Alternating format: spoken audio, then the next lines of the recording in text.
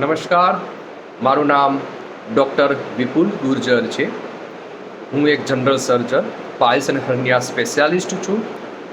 આપણી હોસ્પિટલનું નામ ઓમ સ્વામી ડૉક્ટર હાઉસ છે. સર્જિકલ હોસ્પિટલ છે જે આયુર્વેદિક કોલેજ રોડ પાણી ગેટમાં આવેલી છે અને એપ્રોક્સિમેટલી 17થી 18 વર્ષથી કાર્યરત છે. આજે હું તમને અળસની માહિતી આપવા માગું છું.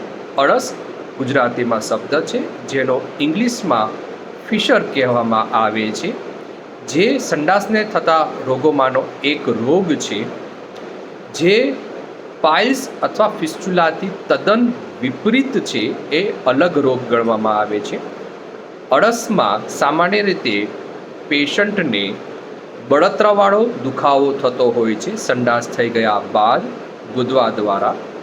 એ બળતરા સાથે કોઈક લોકોને ટીપા જેવું બ્લડ પડતું હોય છે અને અળસને કારણે 3થી 4 કલાક દર્દીને ખૂંચતું હોય એવું, કાંટા જેવું અથવા કાચ ફરતો હોય એવું લાગતું હોય છે, જે પાઇલ્સના રોગથી અલગ વસ્તુ છે. આ થવાનું કારણ ખૂબ જ કઠણ સંડાસ થવો, સંડાસમાં જોર કરવું અથવા વારંવાર જવું, આ બધા જ કારણોથી સંડાસમાં ચીરા પડી જવા હોવાથી આ પ્રકારનો રોગ થાય છે.